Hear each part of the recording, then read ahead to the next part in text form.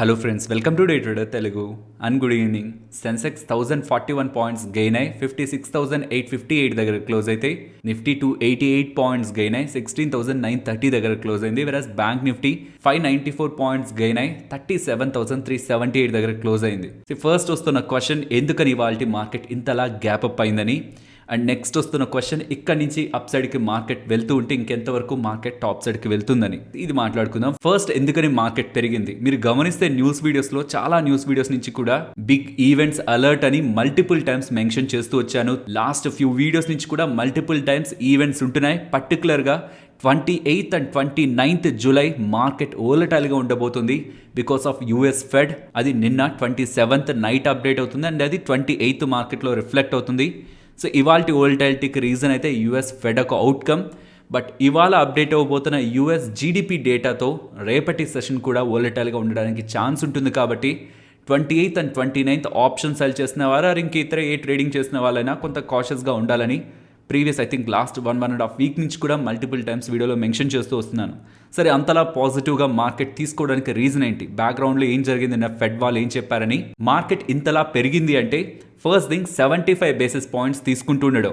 75 basis points market expect చేసిందే జరిగితే market కొంత న్యూట్రల్ టు ప్రాఫిట్ బుకింగ్కి వెళ్ళొచ్చు కదా. అంటే అక్కడ ఇంట్రెస్ట్ రేట్ హైక్ తర్వాత ఫెడ్ చైర్మన్ పవల్ గారు మీడియాతో మాట్లాడుతూ చేస్తున్న కామెంట్స్ ఇంట్రెస్టింగ్గా ఉంటాయి. ఫస్ట్ ది రెసిషన్ గురించి మాట్లాడుతూ, యూఎస్ రెసిషన్లో ఉంది ఆర్ ఎంటర్ అయిందని తను భావించట్లేదని, యూఎస్ ప్రెసిడెంట్ రెసిషన్లోకి ఎంటర్ అయిందని తను థింక్ చేయట్లేదని, అండ్ ఏదో ఒక పాయింట్లో ఇలా అగ్రెసివ్గా రేట్లు పెంచడం అవ్వదు కదా, ఏదో ఒక పాయింట్లో స్లో డౌన్ అయితే మేము చేయాలి కదా. కాబట్టి నెక్స్ట్ అప్కమింగ్ మీటింగ్స్కి మేము గైడెన్స్ని ఇవ్వాలనుకోవట్లేదు, లైక్ ఇంత పెంచాలనుకుంటున్నాం అనే గైడెన్స్ని కూడా మేము ఇవ్వాలనుకోవట్లేదు. ఇన్ బిట్వీన్ పబ్లిష్ అవుతున్న డేటాను మేము ట్రాక్ చేస్తూ వస్తాం, కేవలం ఇన్ఫ్లేషన్ డేటానే మేము ట్రాక్ చేయట్లేదని, ఎకానమీ గ్రోత్ని, లేబర్ మార్కెట్ని అండ్ ఇన్ఫ్లేషన్ని, ఈ మూడింటిని కూడా చూస్తున్నామని, కేవలం ఇన్ఫ్లేషన్ని మాత్రమే ఫోకస్ చేయట్లేదని, అండ్ లేబర్ మార్కెట్ స్ట్రాంగ్గా ఉంటూ ఉండడం కూడా వాళ్ళు పాజిటివ్గా చూస్తున్నారని చెప్తూ, ఇలా వడ్డీ రేట్లు నెక్స్ట్ అప్కమింగ్ టైమ్స్ లో భారీగా పెంచుతామని కాదు, భారీగా తగ్గిస్తామని కాదు, ఏదో ఒక టైంలో న్యూట్రల్ అవ్వాలి కదా, ఏదో ఒక టైంలో స్లో డౌన్ అవ్వాలి కదా అని ఒక చేస్తున్న స్టేట్మెంట్స్ ని మార్కెట్ పాజిటివ్ గా రీడ్ చేసింది.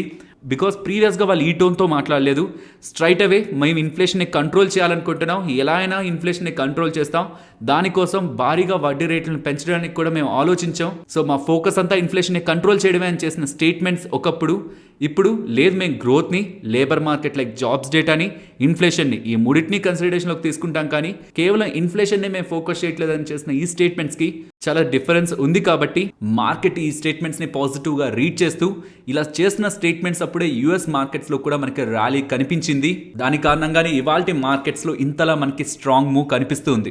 ప్రీవియస్గా కూడా మార్కెట్ కొంత హైయర్ లెవెల్కి వెళ్ళి ఫాలో అవుతున్నప్పుడు important zone 16,450 level above sustain అవుతూ ఉండడం టెక్నికలీ మార్కెట్ నెక్స్ట్ ర్యాలీలో పార్టిసిపేట్ చేయడానికి ఇంకా పాసిబిలిటీని ఉంచింది. అండ్ అది నెక్స్ట్ డేలో కన్ఫర్మ్ అవుతూ ఇవాళ వస్తున్న గ్యాప్ అప్, అండ్ ఆ గ్యాప్ అప్ నుంచి కూడా ఇంతలా స్ట్రాంగ్గా అప్ సైడ్కి మూవ్ అవుతూ నియర్ టు 16,930 దగ్గర అరౌండ్ క్లోజ్ అవుతూ ఉండడం మనం డెఫినెట్లీ పాజిటివ్గా తీసుకోవాలి. దీంతో ప్రీవియస్గా ఉన్న హై బ్రేక్ అయి అప్ సైడ్కి ప్రైస్ మూవ్ అవుతున్నట్లు, అంతకుముందు చూస్తుంటే price lower highs lower lows ని ఫామ్ చేస్తూ డౌన్ సైడ్ కి అయితే ఫాలో అవుతుంది.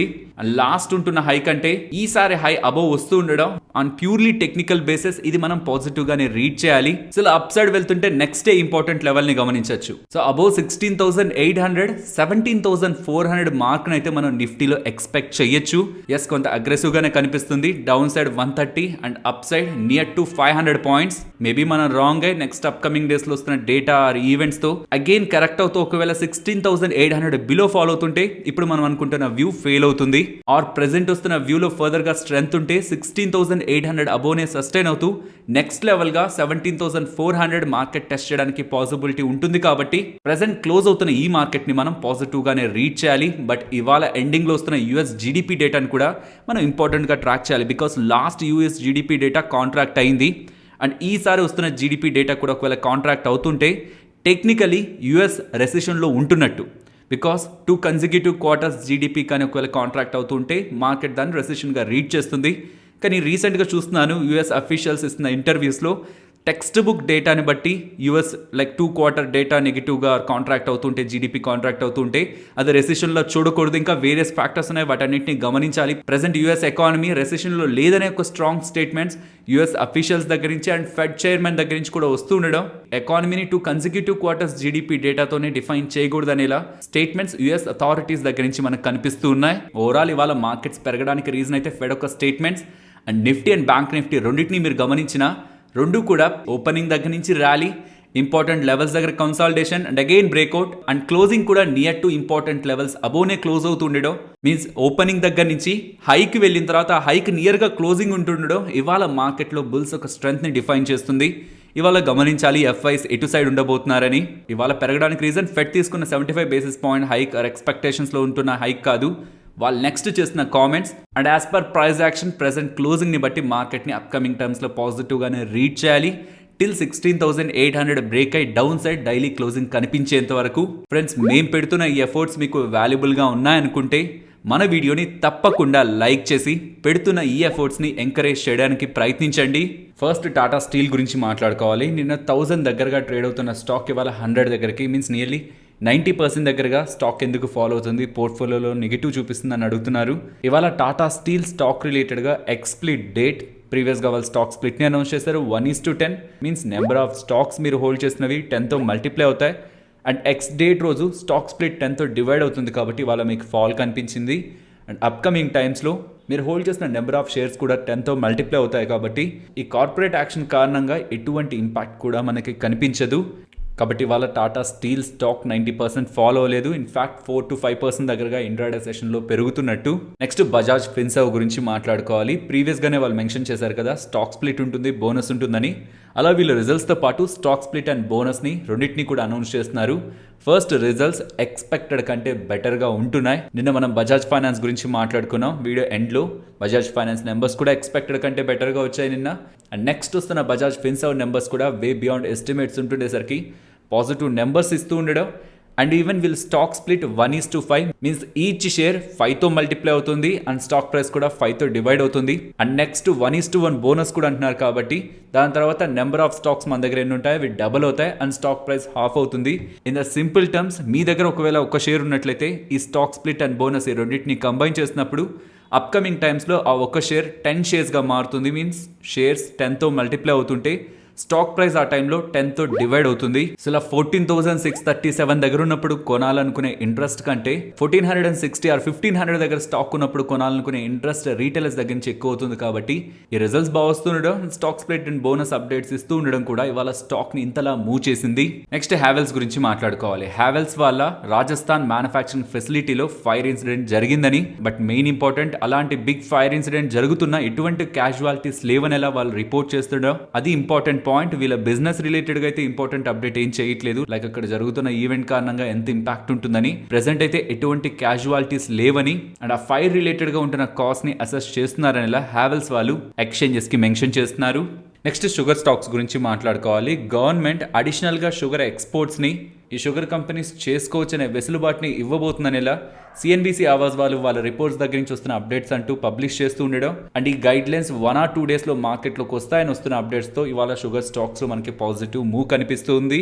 నెక్స్ట్ వేదాంత గురించి మాట్లాడుకోవాలి. వేదాంత రిలేటెడ్గా ఎకనామిక్స్ టైమ్స్ అండ్ ఇతర ఫైనాన్షియల్ ప్లాట్ఫామ్స్లో డేటా కనిపిస్తున్న దాని ప్రకారం వేదాంత వాళ్ళు ఎంటర్ అవబోతున్న సెమీ కండక్టర్ బిజినెస్లో యాన్యువల్గా $3 బిలియన్ దగ్గరగా బిజినెస్ ని మీన్స్ రెవెన్యూస్ ని ఎక్స్పెక్ట్ చేస్తున్నారని, పర్టికులర్లీ వీళ్ళ సెమీ కండక్టర్ వేఫర్ బిజినెస్ నుంచి పర్ మంత్ 50,000 వేఫర్స్ దగ్గరగా అండ్ డిస్ప్లే మ్యానుఫ్యాక్చరింగ్ యూనిట్ నుంచి పర్ మంత్ 2,40,000 షీట్స్ దగ్గరగా తయారు చేయడానికి కెపాసిటీస్ ని బిల్డ్ చేస్తున్నారని అండ్ దీనికోసం తైవాన్ కి సంబంధించిన ఫాక్స్కాన్ అనే ఒక కంపెనీతో టైఅప్ అయి మ్యానుఫ్యాక్చరింగ్ ఫెసిలిటీస్ ని semi conductor chips and display units manufacturing facilities ని ఇండియాలో ఎస్టాబ్లిష్ చేయబోతున్నట్లు ఎకనామిక్స్ టైమ్స్ వాళ్ళైతే రిపోర్ట్ చేస్తూ ఉన్నారు. నెక్స్ట్ మారుతి గురించి మాట్లాడుకోవాలి. నిన్న మారుతి వాళ్ళు పోస్ట్ చేసిన నెంబర్స్ వీక్ గా ఉంటున్నాయి, బట్ నెక్స్ట్ వస్తున్న వాళ్ళ కాన్ఫరెన్స్ కాల్లో వస్తున్న అప్డేట్స్ అయితే స్ట్రాంగ్ గా కనిపిస్తున్నాయి. పర్టికులర్లీ వీళ్ళ ఆర్డర్ బుక్ రిలేటెడ్ గా వీళ్ళు మాట్లాడుతూ నియర్లీ 3,50,000 యూనిట్స్ దగ్గరగా బ్యాక్లాగ్ లో ఉన్నాయని, మీన్స్ వీళ్ళకి ఆర్డర్స్ ఉన్నాయి వీళ్ళు డెలివర్ చేయాల్సి ఉందని. Particularly new Brezza car related గా 70,000 and grand Vitara car related గా 20,000 యూనిట్స్ దగ్గరగా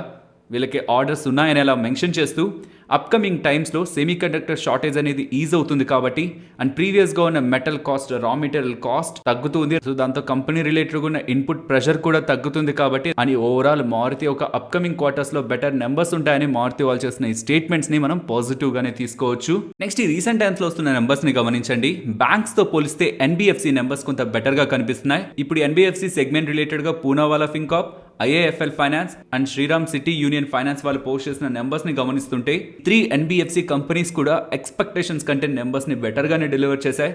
on P&L side, profit and loss side, and an asset quality like gross and net non-performing asset side, and even business side కూడా better growth ని ఈ 3 NBFC companies కూడా deliver చేస్తూ ఉన్నాయి. Next Biocon numbers, overall numbers screen పైన కనిపిస్తుంటాయి. Overall అన్ని segments లో కూడా డ్రాప్ అవుతున్నాయి. నెంబర్స్ అయితే వీక్ గా ఉన్నాయి. పర్టికులర్లీ వీళ్ళకి సంబంధించిన generic business and even biosimilar business కూడా, జెనరిక్ బిజినెస్ అయితే ఇంకా ఎక్కువగా డ్రాప్ అయింది. అండ్ బయోసిమిలర్ బిజినెస్ లాస్ట్ క్వార్టర్తో పోలుస్తుంటే ఈ క్వార్టర్లో గ్రోత్ లేదు. ఇన్ఫాక్ట్ ఈ same trend last 3 consecutive quarters నుంచి కనిపిస్తూనే ఉంది. బయోసిమిలర్ బిజినెస్ లో గ్రోత్ లేకపోతూ ఉండడం అండ్ జెనరిక్ బిజినెస్ లో ఫాల్ కనిపిస్తుండడం ఓవరాల్ బయోకాన్ నెంబర్స్ అయితే వీక్ సైడ్ ఉంచుతున్నాయి. ఫైనలీ టాటా మోటార్స్ 5007 crore దగ్గరగా లాస్ ని పోస్ట్ చేశారు. Last క్వార్టర్లోనూ 1000 crore loss and last same క్వార్టర్లో కూడా 4400 crore loss.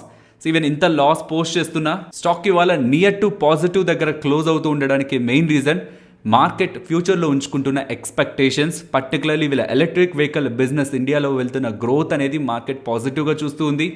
And medium and heavy commercial vehicle segment రిలేటెడ్గా వీళ్ళు మార్కెట్ లీడర్ కాబట్టి అక్కడ కూడా గ్రోత్ ని మార్కెట్ ఎక్స్పెక్ట్ చేస్తుంది. ఇన్ఫాక్ట్ ఈ రిజల్ట్స్ లో కల్ప్రిట్ అయింది అయితే JLR numbers near to 482 million euros దగ్గరగా వాళ్ళు లాస్ ని పోస్ట్ చేశారు. అండ్ మార్జిన్స్ కూడా ఈ జేఎల్ఆర్ గురించి మాట్లాడుతున్నాను 9.6 దగ్గరగా వీళ్ళ మార్జిన్స్ ఉంటాయని ఎక్స్పెక్టేషన్స్ లో ఉంటే 6.3 దగ్గరగా వచ్చింది. సో ఓవరాల్ ఇంతలా నెంబర్స్ ఫాలో అవడానికి వీళ్ళు మెన్షన్ చేసిన reasons wholesale volumes lower side ఉండడం, ఇన్ఫ్లేషన్ కారణంగా రా మెటీరియల్ కాస్ట్ పెరిగి అది మార్జిన్ ఇంపాక్ట్ చేసింది అంటున్నారు. అండ్ ఈవెన్ కరెన్సీ ఒక రీవాల్యుయేషన్ కూడా వీళ్ళ ప్రాఫిటబిలిటీని ఇంపాక్ట్ చేసిందని టాటా మోటార్స్ వాళ్ళు మెన్షన్ చేస్తున్నారు. దీనికి అడిషన్గా ఆటో నెట్ డెట్ ప్రీవియస్గా ఉన్న 48,700 crore నుంచి ఇప్పుడు 60,700 crore పెరుగుతూ ఉండడం కూడా మనం నెగిటివ్ సైడ్ తీసుకోవాల్సి ఉంటుంది. ఓన్లీ రిజల్ట్స్ నెగిటివ్గా ఉంటున్నాయి.